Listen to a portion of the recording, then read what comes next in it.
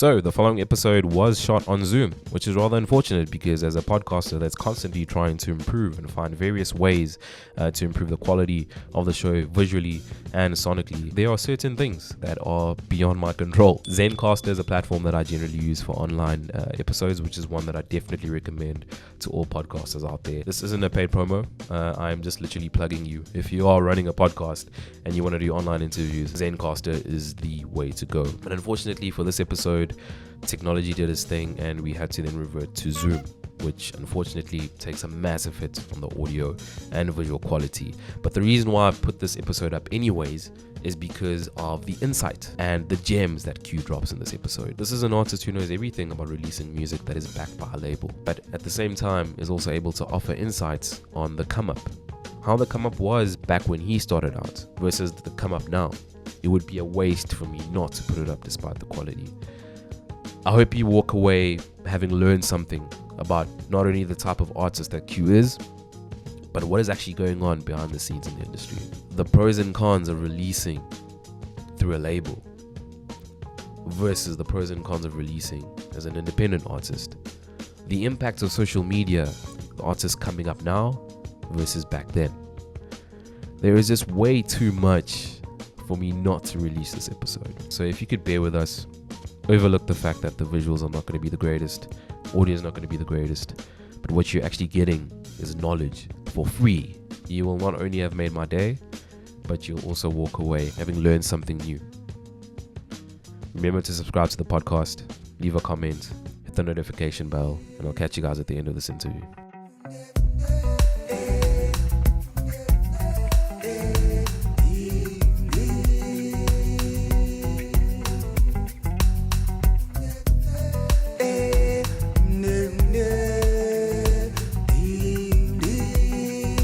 Nasiphi Zwane. I'm back with another episode of Sludge Underground Podcast today. I am here with Q. You might know him from Johnny Cradle, but this man is very well decorated. One of the most iconic, in fact. Having played stages like Rocking the Daisies, Oppie Copy. You've heard him on 5FM for sure. Melon Guardian has done some coverage on him and so on. I firstly want to thank Warren, for our Plug Music Agency for setting this up and making it happen. It's a privilege. And super stoked that you as the audience get to watch this and learn more about Q along with myself. So Q, I want to know, one of the things that stands out for me when it comes to you being an artist is that, you literally also had a period where you came up from the bottom. There was an underground scene that you were once part of before we came to know you as the Q that we know you as today. So I want to know from you, do you feel like artists today have it easier with things like social media being there, or do you think it's a bit more difficult now to break through? Uh, Thanks for having me. I've been looking forward to this chat, first of all. So, peace. I This is something I actually feel or take seriously. This question you've just asked is quite important to me because more than whether I think they have it or artists these days they have it easy or not, it's not necessarily. I would answer it as I think newer artists take it for granted. Um, the having easier access to platforms, and I think I say that because I've seen how because it's so easy to make something and put it up. That's I've seen that they only pay attention to that. So when it comes to then being invited to play a show, for example, to perform somewhere, is difficult because it's not the same thing as just recording in the comfort of your own studio, with everything exactly as how you want it, whenever, you can do as many takes as you want. The live setting, or the in-person setting is completely different. And so I've seen people struggle with that because they haven't gone through the cycle of having to figure that out. How do I interact with the audience, even just from a speaking, interactive type of thing. If the sound cuts off, what do you do? Those kind of things. There's different elements to live performance or to being an artist than just uploading a track. And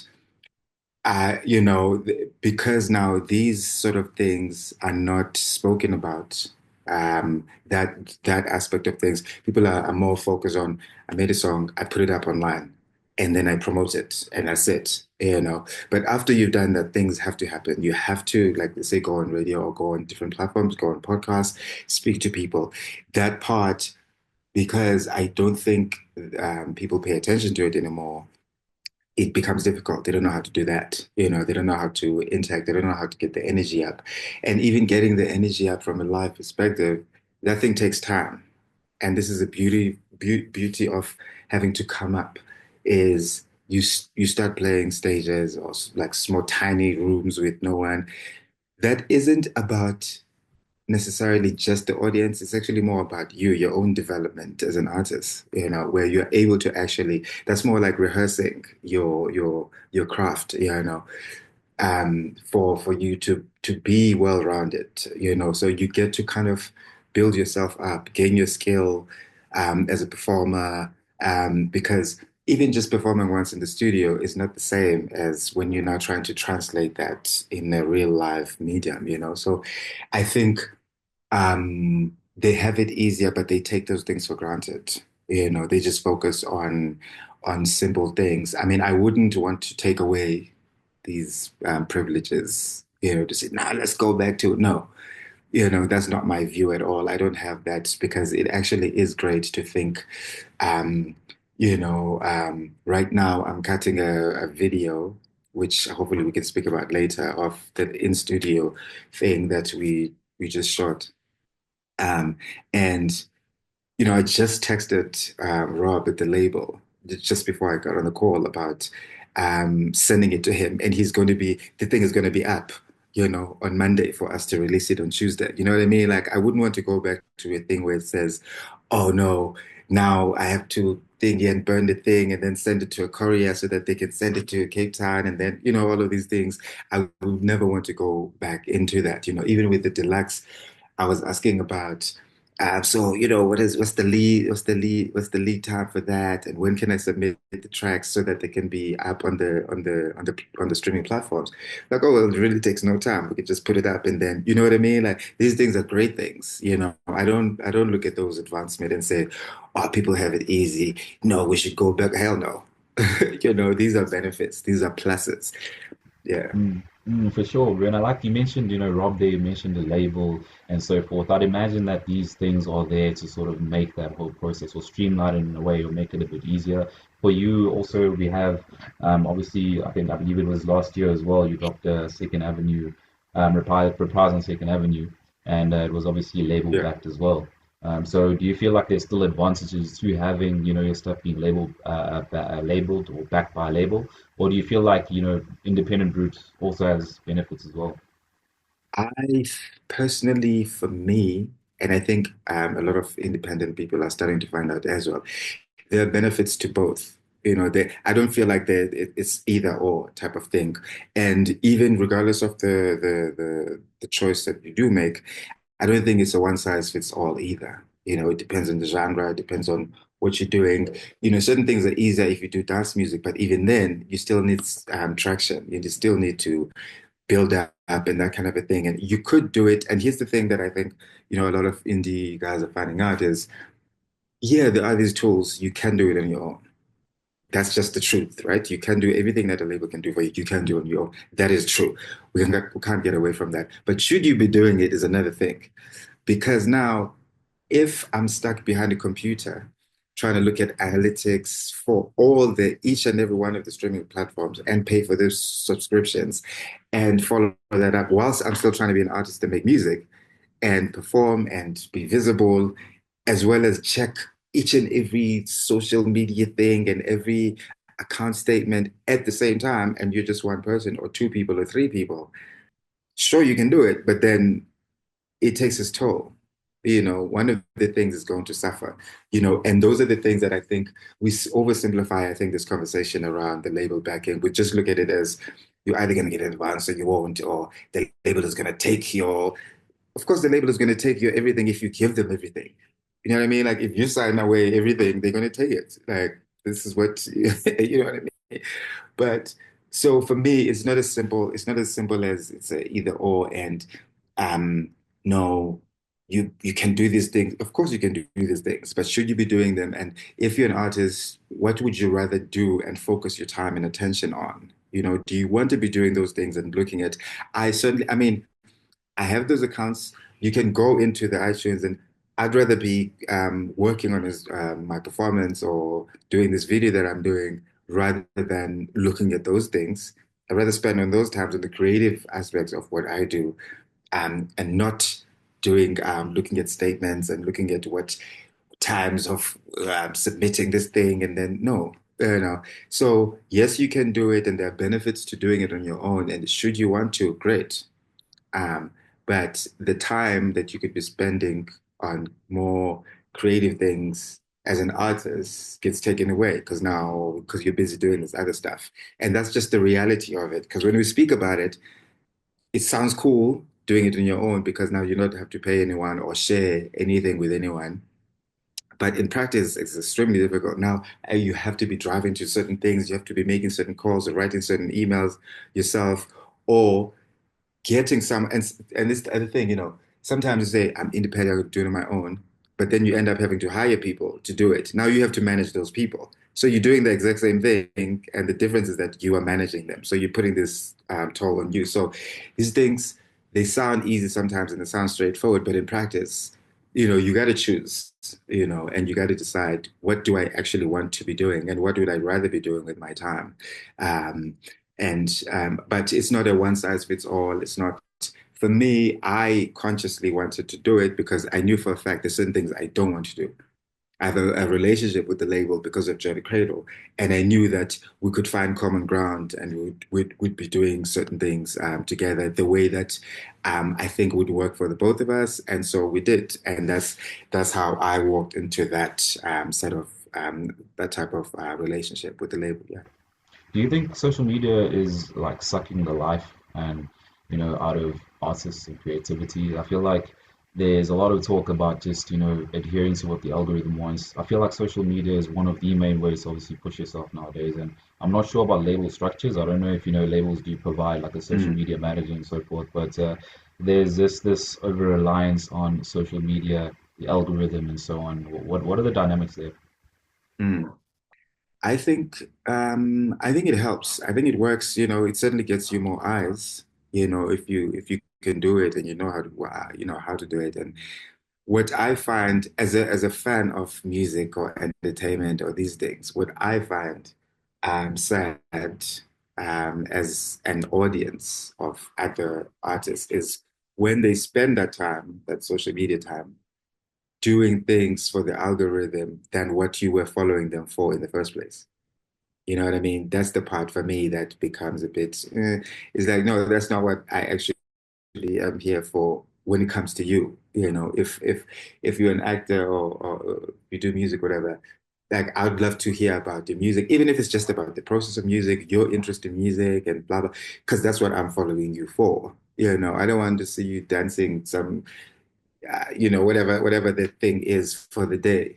That's cool. Like it builds the thing, but that's not what I'm. And like for instance, right now, I don't actually follow a lot of artist people on the. I follow legacy ones because they're not doing these algorithm things because I'm only interested in those people for what they're doing for their craft. So why would I be? I actually am on social media. I enjoy social media, but that's not what I follow artists for. So if I want like funny videos, that's actually this where I go to the internet for funny stuff. If I go on X, and I know I'm going to see a whole bunch of crap, and that's what I'm looking for. You know what I mean? But that's not what I'm looking for from the artists. I'm looking for from comedians and all these things, and or people that do skits. That's exactly why I follow those people.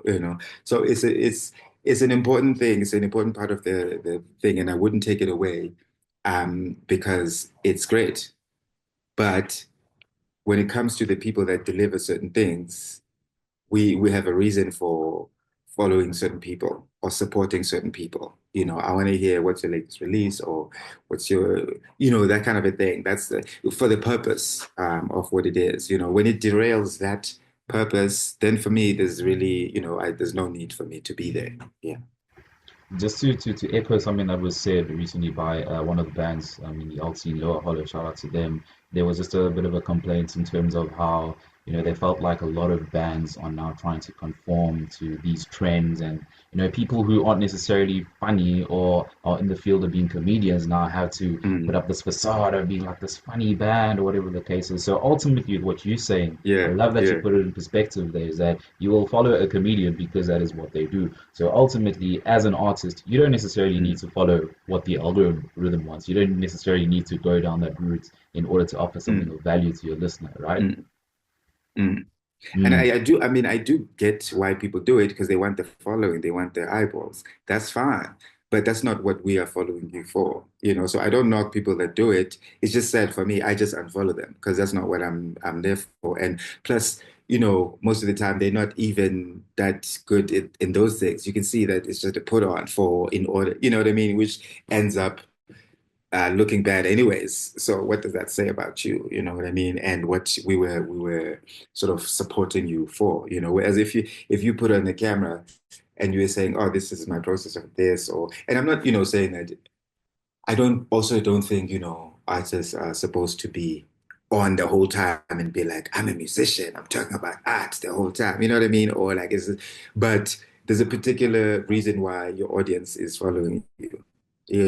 As long as it's kind of within that space, I think it's fine, And of course, every now and then there might be cool things, funny things that aren't too far from the thing. Also, if like for example, and there's a musician is also happens to be funny, there wouldn't be anything wrong with that because that's the part of their personality. They actually are, or whatever they do. Maybe they like cooking, and they happen to always be cooking. It's actually who they are and what they do. That there would never be anything wrong with that, with them doing that on social media because that's part of it. It makes Yeah. absolute sense, 100%. And obviously, as you say, it's not about bashing anyone. You do what you got to do, but at the end of the day, we are following you for the reasons of being an artist and so forth. Now, one of the things Mm, that actually fascinates me, bro, is how you saw Ricky Rick, obviously, rest in peace, mentioning that one time at like yeah. the award ceremony, how everything is online now, right? Everything is you're able to make a Mm, success of yourself online. But what I find fascinating is that I still feel like there's this reliance on Joe. I still feel like Joburg is seen as this Hollywood or like this cradle, of like into this entertainment hub and so on. I mean, I look at your journey as well, having come from the Eastern Cape, moving around, obviously, Joburg being one of the places that you've obviously been in.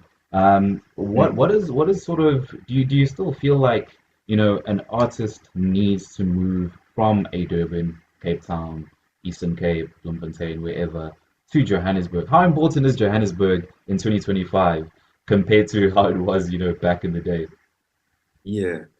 I wouldn't, I mean, geez, now I've been here for so long, so I don't have that perspective of seeing it from the outside. Um, I wouldn't say it's as important as it was, just guessing, because there's the online thing. And also at the same time, there isn't much of a live scene, performance scene as um, isn't there the way that it used to be. you know, a few years ago, 5 years ago, whatever, you could be playing twice a week, any and every way. Like there'd be something happening and there'd be a live show. It didn't matter whether you were keeping track. You could just go look and there will be someone playing somewhere, a few times a week. It's not it's not like that anymore. I'm hoping it comes back. There's definitely an audience for it because I've seen, you go to shows and you see shows packed. So people are actually there. I don't like the argument of people thinking that, oh no, is it gotta be? No, people are still hungry to experience live things. So the audience is there. People just get lazy. They use the online thing as sort of a shield to not do the live thing because the live thing is difficult. We do have to admit, costs a lot of money, a lot of effort. You have to. It's a lot. Uh, but there's still room and an audience for that. But in terms of whether I think you have to, nah, I don't believe that these days you have to come here because you're gonna come here and then you're gonna do what? Where are you gonna go? It's not like there's those hubs anymore. I think, where you knew that you could just go somewhere, let me pitch up at this place, and then they'll be playing and I could ask someone, and you could do that. Some years ago you could do that. You can pitch at any event and speak to someone and then see, oh, what's the scene like? Where can I go? Where can I play? And that kind of a thing. Or um, if I want to be part of the TV or whatever, you could find it somehow. Even if you don't know anyone, you don't know anything, you could just go to town or go somewhere, go to a show and find it. Whereas now, you save your money and just stay where you are, do the online thing properly, and then go if there's a reason for you to go. That's the beauty of the online thing as well. You can actually do it from where you are. And I think it would also be interesting and also beneficial for everyone if there were different scenes in every town, because then we could go around wanting to perform. Like even now, I'm still looking at like how the hell am I going to go to Durban, go to Bloemfontein, go to East London, go to PE, move around and do these things. And if everyone does come, just want to go move somewhere, then there's no scene in these other places. One of the interesting things I actually mentioned just now was the cost. Online is obviously a convenience and so on, but people use it as an excuse not to do live. Just quoting you as well, and just saying that Mm, there's quite a bit of cost mm, that goes into it. So on average, how much are we looking at? We're looking at now Q doing a live performance. If you had to break down mhm. finances for me, without getting too personal, revealing too much, on Yeah, average, how yeah. much are we looking at for an artist to deliver something that people can come out and be like, that was exceptional?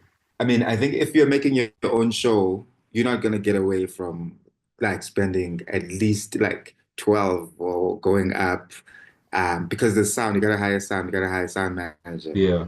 Then you got to hire the musicians, and the musician fees are different. And is it a band? How many people in a band? And you got to pay at least a particular minimum. So we like these things.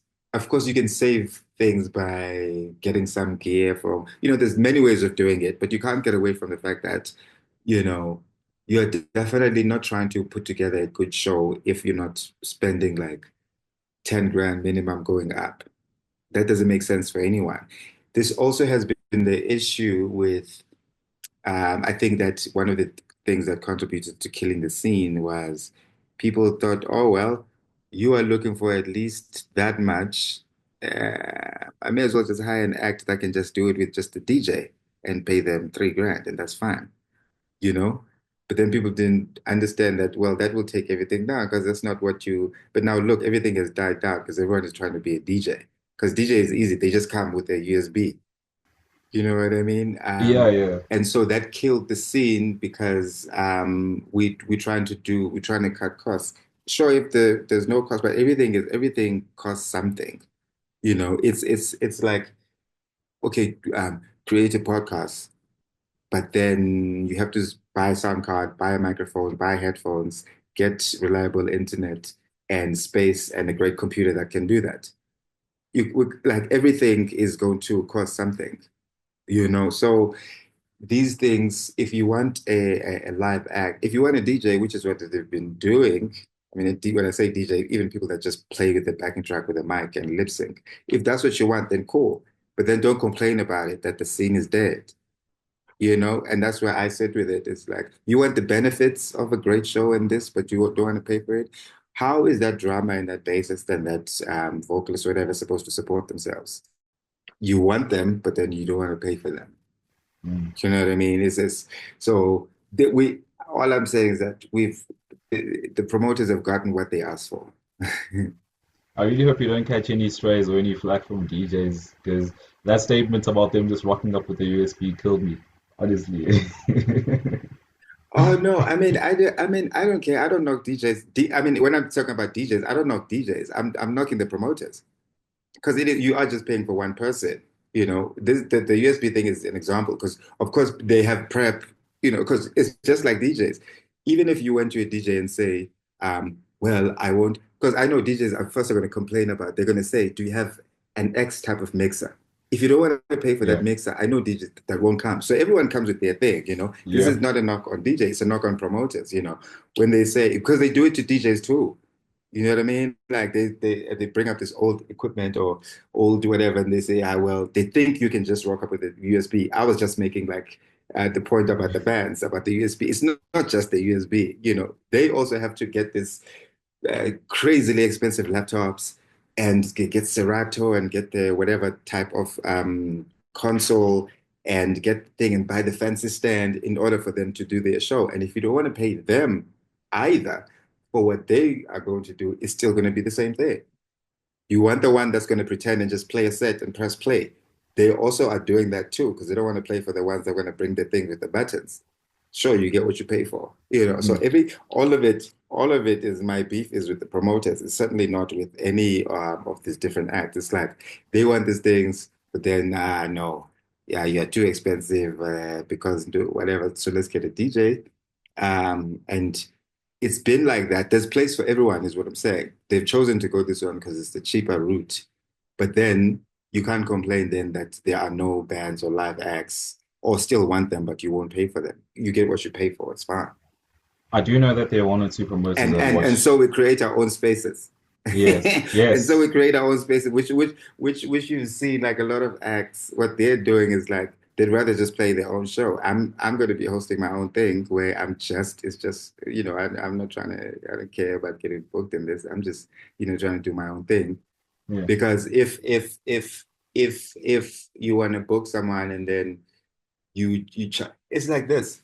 You think a drama, a drama has to go yeah. perform somewhere. They have to have a car to put their drum things, That's and they have to petrol as drive well. to the venue. What are they? Yeah, how are they getting there? How are they paying for that petrol? You know what I mean? So all these things are everything is everything, you know? Exposure. So and you can figure, I'm gonna pay with exposure. Does that pay the bills? When was the last time exposure paid rent? Yeah, exactly.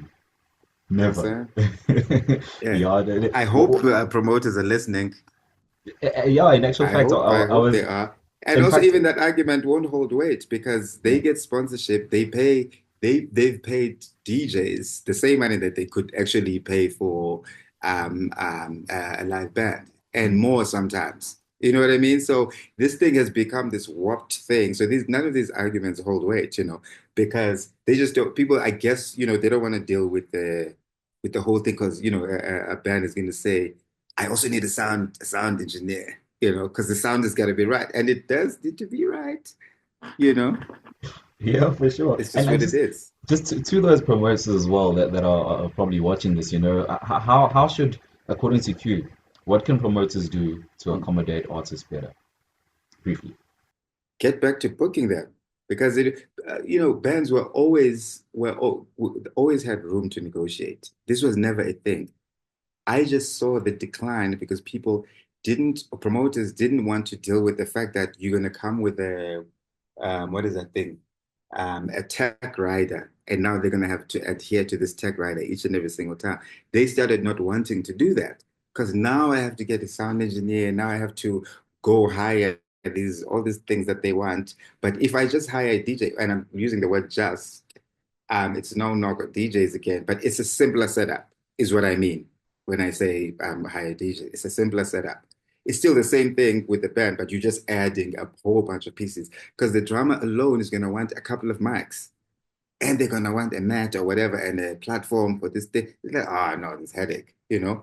They, actual promoters that are into live things, they know this. It's like anything, it's like, okay, let's shoot something commercial or something the producer is going to say, well, I'm going to need lighting and I'm going to need stands. Everything needs all these things if that's what you want. But there was always room to negotiate anything. It's just that I think people chose the easier route because I'm going to come with my mix, I'm going to come with my bag, I'm going to play. No headaches.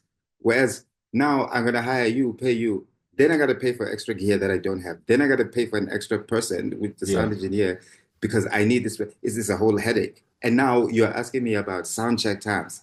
They just don't want to do their part.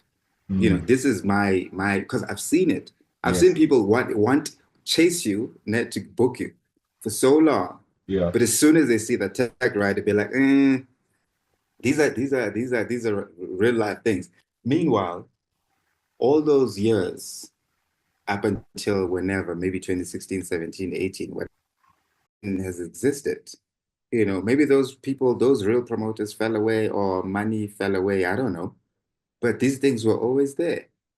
this has never been an issue. Now I need to defend why I actually need a DI box. I need a DI box. I do. It's a keyboard needs a DI box. Yo, listen, let me give you an example of what I'm talking about. Because when I say these are real life things, we Yeah, went to perform at a TV thing, right? At a TV station, big TV station, prime yeah. time. And they were like, please give us your track. We're like, what do you mean track? We're a band.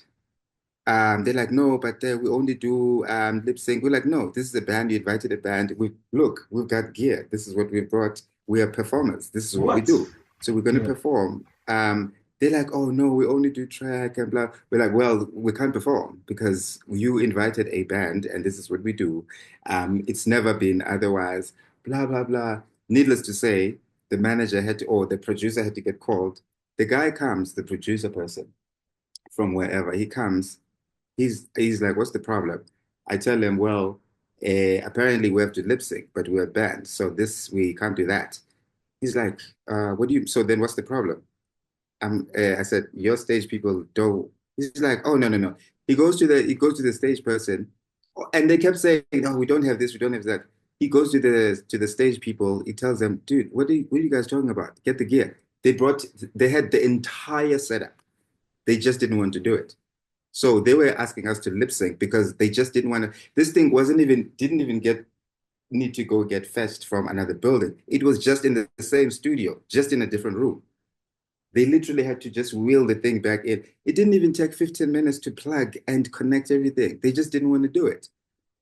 So these are the things that, bands go through. And yeah, I mean, go through as if like that's some big thing, but it's just the realities of people have just gotten away from it because they just don't want to do it. They don't want to do work. A few months ago, at some radio station, which I will not name because yeah, the lady there was nice, yeah. and I can't blame it on them. It was the other people that didn't want to do the thing. They just didn't want to connect things. For I ended up not performing, and you rehearse for days Yeah, to go to a thing, get to the station, the guy doesn't want to connect cables. They yeah, invited me again. I had to figure out how to rig the studio and connect it in order to perform because the guy just didn't want. It's as simple as that. These mm, are two occasions, years apart. People just not wanting to do the thing, and it's right there. The capabilities are there. They can do it. They are mm, hired to do these things. They just don't want to do these things. So I do. I think this is addressed, I guess this is addressed to the audiences. Don't think like bands don't want to play or they don't want, or they are being divas and all this. The things that we we have to deal with. Um, and I don't only have bad examples, by the way. This is why it's difficult to accept when someone doesn't want to bring sound because you know of all the other occasions where they can just do it. There was a moment where you said at that station ended up not performing. You've put in a lot of effort, you've Mm. invested time in practicing, only to rock up and the person is not complying. The person isn't doing their job the way that they're Mm. meant to.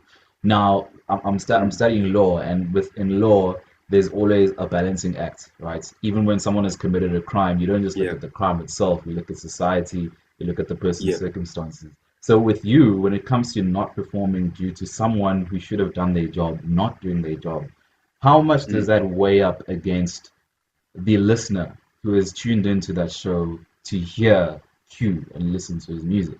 You stop now Yes. because of that guy, but now what about the audience? How much of that do you factor in?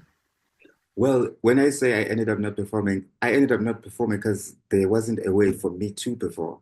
So I had all the reasons to leave in the first place, and I didn't for this very reason that you're saying, because Yeah, of the audience. Plus, I've already prepped anyways. Like, so, of course, I want to perform. So, pardon my F this guy. I'm going to perform regardless of what he's doing. You know what I mean? That was my approach. But I ended up not performing because there was no way to perform. The second time around, I arrived even extra early so that in order to deal with in case there was an issue, and I ended up making it happen. So it wasn't because I decided not to perform. I actually should have done that, but I actually left because there was no way. And the guy was just being like weird about it anyways, as if that's not his job. So it wasn't, I felt bad because now I'm already here, so I don't actually have to. It's not like I'm gonna throw my toes and be like, I'm not performing. It wasn't even like that. I was like, this guy is a nuisance, and I'm just want to perform. I don't care what he's talking about. He must just fix the thing so that I can perform. I didn't come Mm. here to deal with this guy. I came here to perform, regardless of what his antics. But Mm. it couldn't happen. Second time around, because I had seen now the studio, it was my second time there. I had kind of mentally and emotionally prepared myself for any gremlins. And Yeah. also technically, I also prepared certain things in case this or that, which ended up being the case. I was able to resolve it. Yeah. So it worked out. But what you're saying, is very important. It's very important to keep in mind the audience. And I do think, you know, I would only say, to audiences, they shouldn't only look at what they see on the surface when things happen.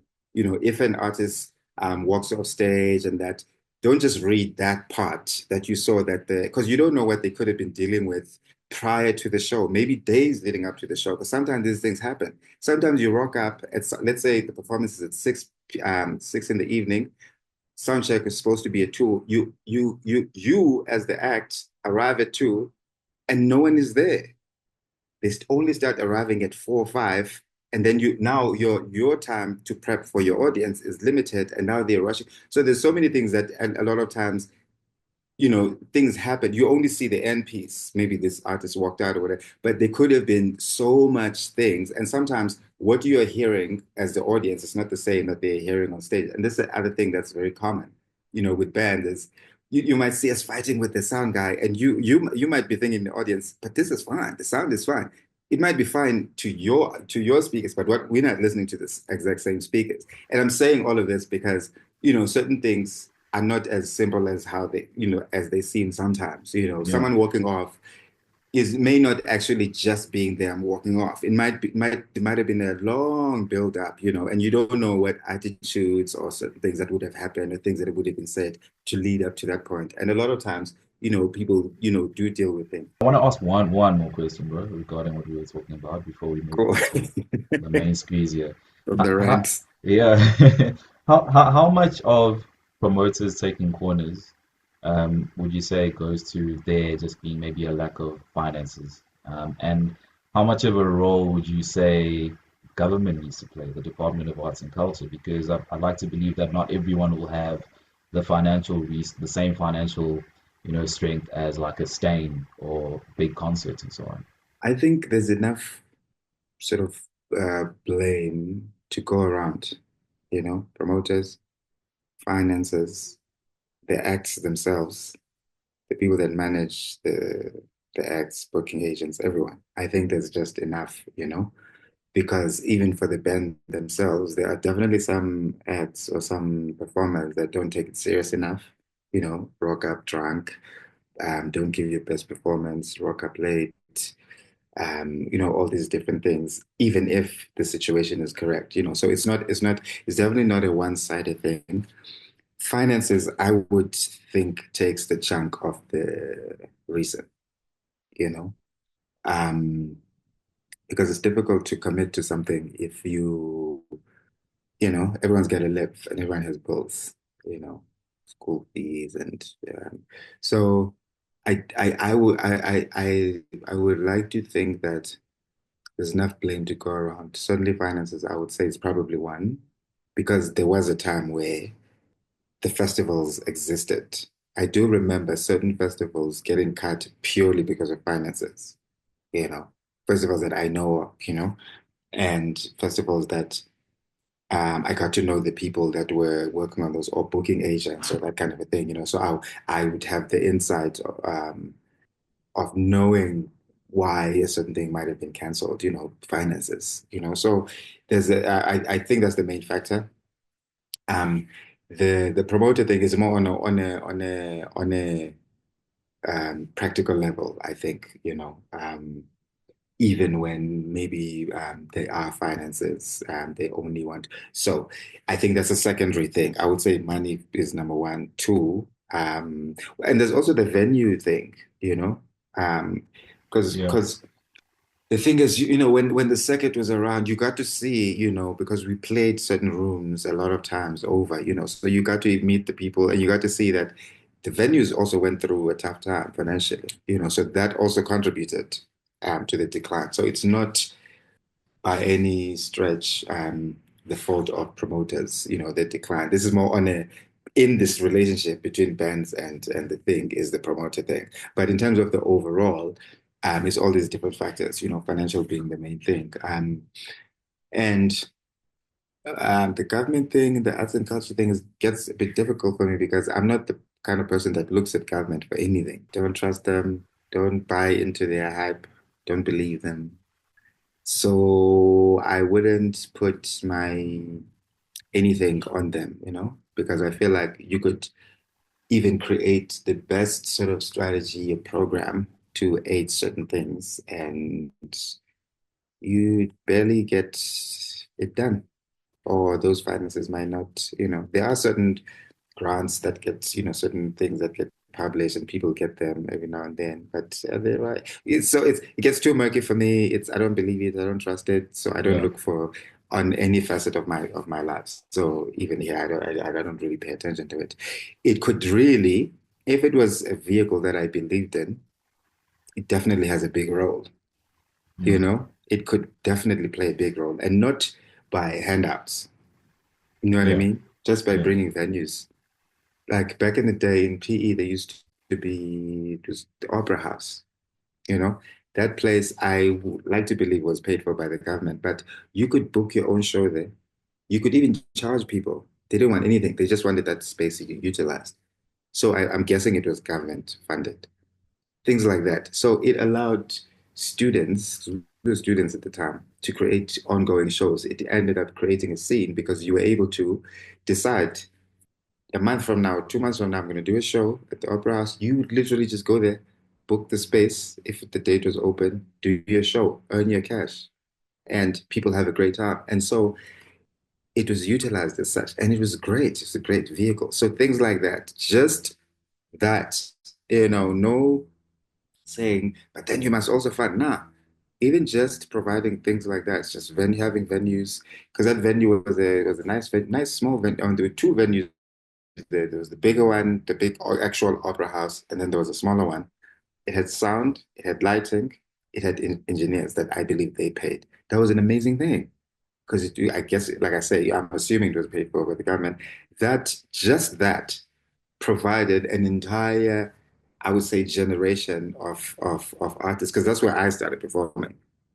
That's where I Nice. started because you were able to um, just like a formalized program, you were able to exercise your craft. You're able to practice your thing on stage. Audiences Yes. could also enjoy while you're doing it. You could build a thing.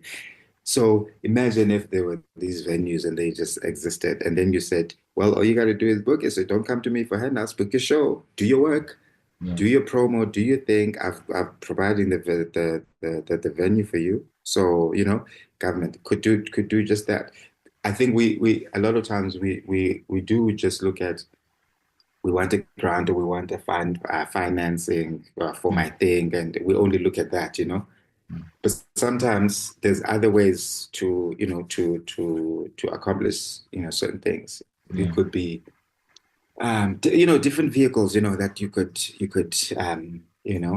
get them to create a festival and book a thing, and so it's different ways. But like I said, but I don't look to government for Yeah. solutions. It's a futile Unfortunately, exercise, I believe they could play a huge role. They could play a huge role. I'm not saying I don't believe in them because they're useless. No, they could literally play a huge role. It's just that I don't believe they will. That's just my belief. Mm. Yeah. Powerful, powerful. On Let's that sad note.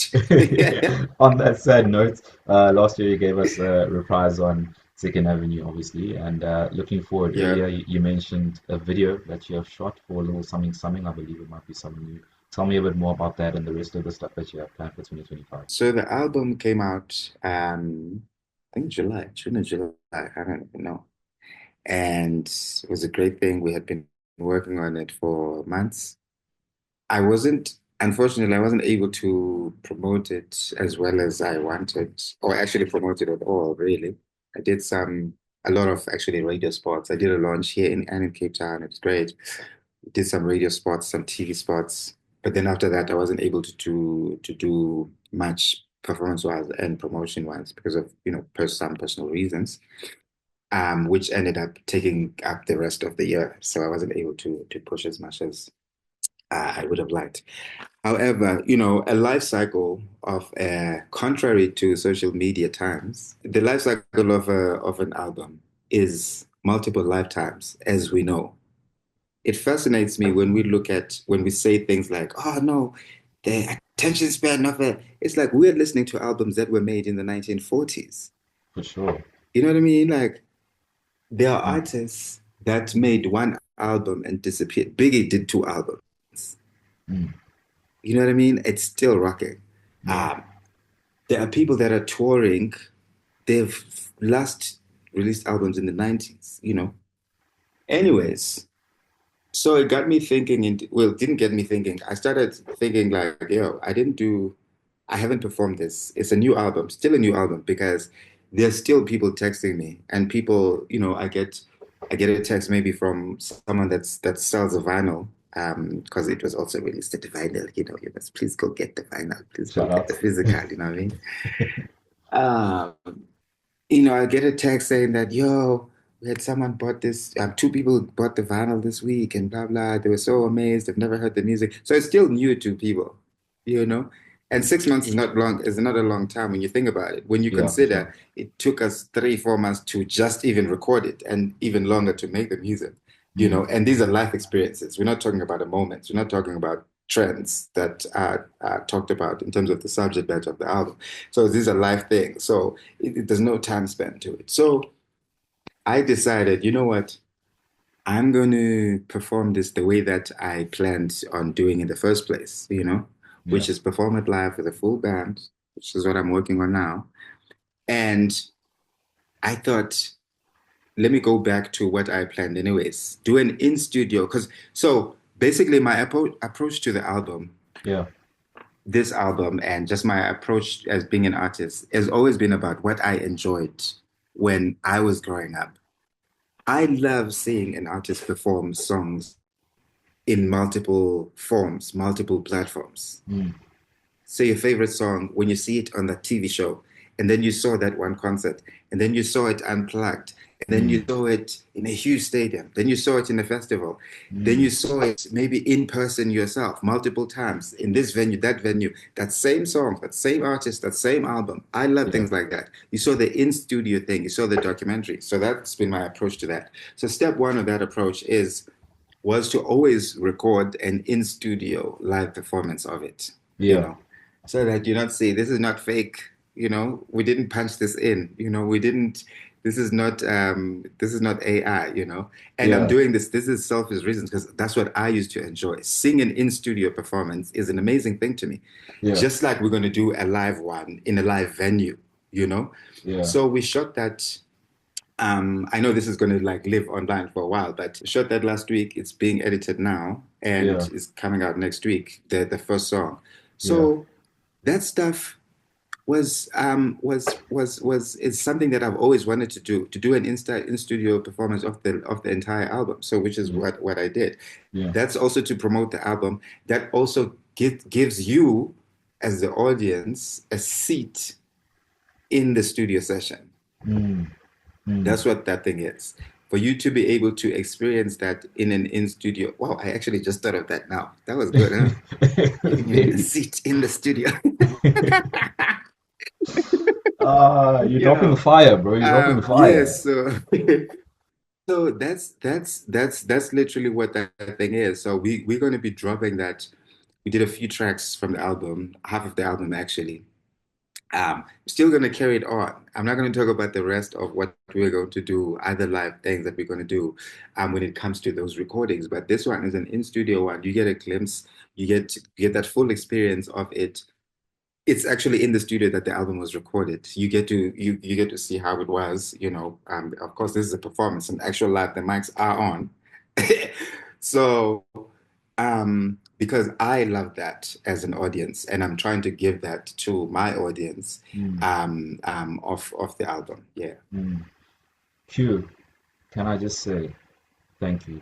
Like, I want to say thank you for you're adding so much I'm such a fan of what you're saying because you're by saying what you're saying, you've added so much value. It's already valuable what you're doing in terms of it being an album. But you made me see, and I think the audience will see as well, that it's not just a matter of recording a couple of songs, releasing them to the world, and then moving right along. You need to, you need to fan the flame. It's a baby. You need to nurture it. And I feel like artists aren't doing that enough right now.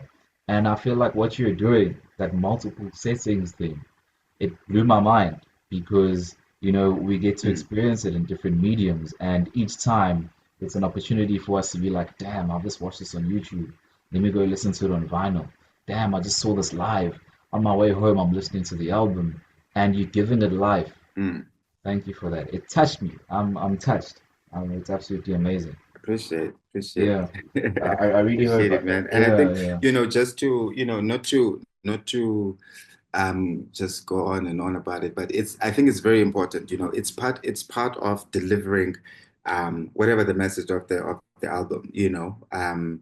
And for me, that's always been an important thing, how we deliver things in different settings and also the enjoyment it's different even as a performer. It's different when you perform it in studio, when you perform it live, when you perform it on TV, when you do all these different things. So I want to give people that experience of what that is, when you speak about a song in all these different settings, as you say, I've had the experience of someone saying to me that, um, oh, I've listened to this album so many times, but it sounds so different when the needle drops and it plays on the turntable. You know what I mean? So these are the things, that visceral thing that we don't get when we just upload and that's it. We end it there. We don't perform for the people. People can experience, especially if it's meaningful music. If you're saying, even if it's just if it's a love song or it's just a happy song about being happy. Imagine a happy song.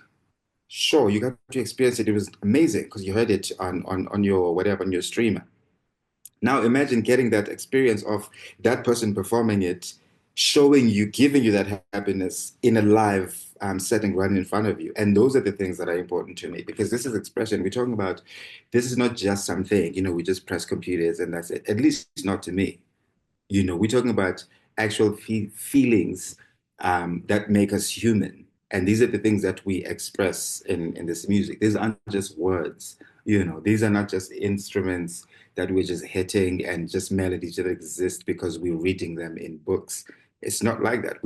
This is human expression, this is human existence. This is how we are living. So some of us musicians, this is our living, this is our breathing, and you want to express that by being a musician. It's because you want to translate that, you want to give that energy off. And so the in studio is the step one of that.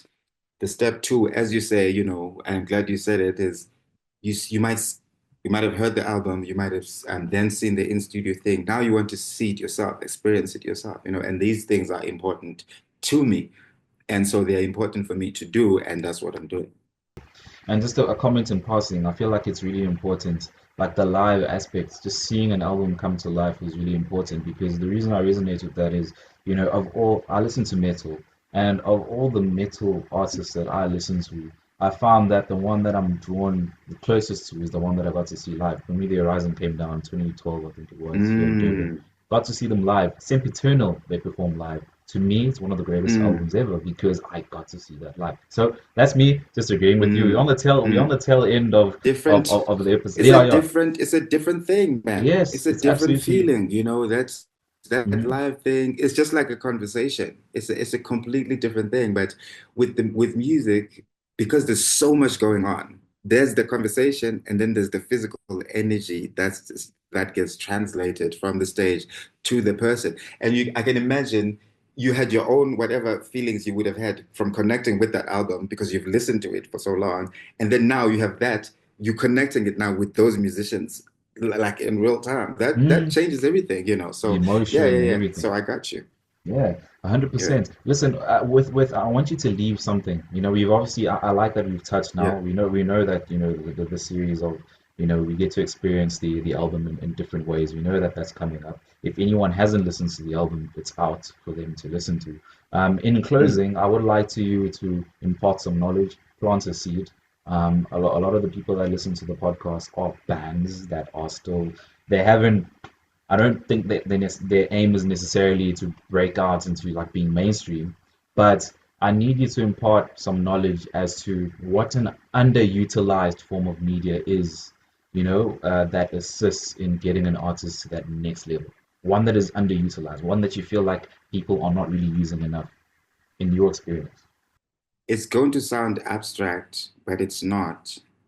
I think the the one-on-one with an audience, you know, person. So an example is we I go to this happens to be a coffee shop that I go to, and they happen to sell the vinyl. When people make the connection before the music even goes on, when they see the record, then they look at me, they're like, "Are you the same person?" Then they immediately want to have a conversation with you, even if they were already have it. This has happened so many times, just in this last month, just in January alone. Yeah. So then they immediately switch. So I'm saying this because my point is that there's a special thing that artists, bands, or whatever, artists of any medium, there's a certain energy or power that you have that people, us, the collective us, have or need. If we don't share that with them, that's why I'm talking about the one-on-one thing. If when we don't share that with them, when we are not there Yeah. saying that this is our album, listen to this album at Yeah. the store or at the show, talking about the music in video form or whatever. When we're not doing that, we're depriving people of that thing because people connect. They buy this thing. They've never heard of it. I'm not talking about people that are already following you or whatever, because bands also forget we want to focus on, uh, dude, there's a whole group of people that are not even on the internet Mm. that would love your music. We focus so much on the fact that we've got this media and we think, oh, I don't have followers or that. You'd be amazed at people that when they meet you and then you say, you play a thing, they're like, oh, I need this. How much is this? And I'm like, my mind is like, what? Like, what are you talking about? But it's because there's a particular thing that people connect to with artists, with music. So the underutilized thing is the one-on-one, person sharing of energy, talking about, expressing your music, expressing your artistry in human connection, whether it be by conversation. And one more time, I'll say, not to say we must always talk about music and being an artist. No, that's not what I mean at all. I just know that there's something there that in human connection, when I speak to you, this interview, when I'm speaking to you, talking about this art, it resonates with people a particular way. When we just do radio and when we just do online, when we just do TV, we don't do the live thing, we are depriving the actual artistry itself of the purpose that it's supposed to have, which is give people a particular, and I say particular because it doesn't matter what your message is, but there's a particular connection that happens when we create and when we share art, whether we are absorbing it or whether we are expressing it. So that's an underutilized thing now. Mm. That's an underutilized medium because you can always go to radio. You can always try for TV. You can always go online. Those things are there. Mm. People may not be doing it, but you can always do it. Me, I made a choice. I'm going to. They don't pay attention to radio. And people say this, no one watches TV. No one. I didn't care. Mm. I'm going to go because I'm trying to use um, every piece of medium I can use to promote this music. So I'm going to go to everything. But the one that's missing is the connection that you make when you just exist as an Mm. artist and Mm. talking to people, talking about what you do, talking about that, because it also creates. I used to get this from watching interviews. I still Yeah. watch interviews. I even still watch old interviews of like 90s rappers. Yeah. That's where I'm stuck. Yeah. But and even times before, because there's just something. Even when they're not talking, just watching interviews when they're talking about whatever, they don't have Yeah. to be talking about music because there's a particular energy exchange there that happens. And this is no kumbaya thing. It's just a thing that's just there. Yeah. And We think we can just send tweets. It's like, I have a show next week. You just send out a fly and you think that's going to do it. No, the shows that I've been part of that have been well attended is the ones where I did the video, then I did the little performance, and then I did the rehearsal video thing, and then I did an interactive thing, and then I did because people get to experience because that's what we want anyways, you know. It's not like they can because they can always get your song from the streaming platform. They can always Mm, get that. They can always hear it from radio. They can always get it on the YouTube. But what can they not get? You've mm, just said it yourself. mm. But when I went to that show and I saw them live, Yeah. completely different thing. Mm, So that's an underutilized thing, which I guess takes us back to where we began the conversation, talking about the live performance thing, the live aspect of it, the existing. And like I say, even if don't just put your album on the shelf there and just leave it at that. Maybe yeah. say there's a launch or whatever, or maybe go there and take photos with whatever it is, because that's missing currently. People are not doing that. Mm, You know, we mm, rely too much on this digital thing, but we're not digital people. That's where we are currently, and we think that's where things exist. We forget that actually, when you eat, you're not eating online. You're eating actual food. yeah. You know, it's a tangible thing. You know, the human touch. I can DM someone, talk to them, find some connection, but then ultimately I want to meet them. I want to sit across them and have a conversation. We are human beings. This is what it's all about. It's about the human connection. It may start online, it may start on these different things, but what's missing is that connection. That yeah, that's Mm, what's underutilized. The mm, human energy in the same room. mm, mm. Hugh, I've got so much gratitude. Thank you for joining me for this conversation and just Thank elaborating you. in terms of your responses. I've learned so much from you as an artist, just as a human being, and I hope that anyone that's listening to this, that's an artist or that is a fan of your music, is able to get something out of it and learn something from it years Ah, from now, peace. because the knowledge you've imparted is absolutely incredible. Where can people get in touch with you online if they want to connect or maybe buy vinyl, work with you, and all that? There'll be a link to the vinyl and the merch, but they can also catch me on the Instagram. Its last name starts with Q. On the X, it's put Q to you. So it's BHUTQU to you. It's put Q to you. And then on the Facebook, it's what is it? Official Q. But you can always just if you just type QU Reprise on Second Avenue, you're bound to find. But it's quite straightforward, you know. And I think you can put up the links. I just want this link because you know um, it's easier if people come to your platform, watch the stuff that you're putting out, watch the interviews. Because I think, and I want to say thank you to you because my other gripe, you know, not to go back to the ranting thing, but my other gripe has always been there aren't spaces where we can do this, where people can ask these sort of questions. Mm. Not once, and I thank you for this. Not once did you say, so how did the name Q come about? You know what I mean? It's like, bruh, Yeah. you went for it from the jump, and that's not. There's nothing wrong with those questions, but like, come on, that's not. You know what I mean? That's not. It's so just creating this space where we can speak like this Mm, about the music or behind the music or what informs us people that make music. These spaces are needed. You know, these are the things that we need, these conversations. It's not just being about just having an online presence or just having podcasts all over the place. But then are they asking these questions? mm, mm. You know, we want them to.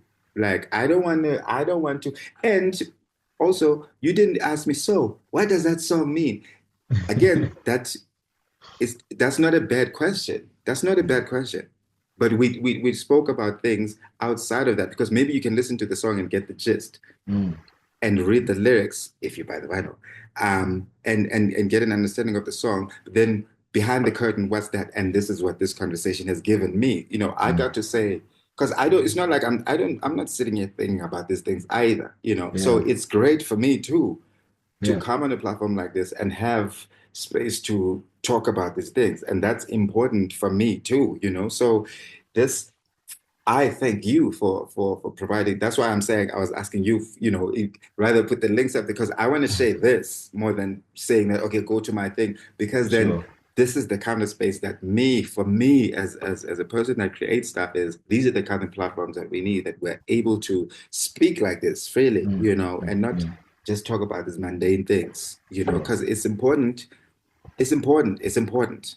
Mm, No, no, I really appreciate that, man. I really appreciate it so much, and yeah, obviously it's only a pleasure, and I really look forward to, even a part two, or one day we need to sort of catch up again, just to touch base on how things have Yeah. been going. Yeah. But yeah, I'm super grateful to Yeah. those that have been watching as well. I hope you've learned a lot. Thank you for tuning in this week. To find us online, all our stuff is on our website, www.sledgeunderground.com. And if you do want to get some merch as well, as you can see there in the background. I've got some stuff that is up there as well. Sled Please Underground send me some. store. Yeah, for sure, bro. Definitely gonna send you a little something, something. Just send me your address in the email, and I'll forward that through to you. I just want to thank you so much for coming through and just enjoying this episode with me. We're gonna catch you guys next time. If you want to find me online, it's at Zwane with you on Nasiphi, all platforms. Thank you for tuning in. It is bye for now.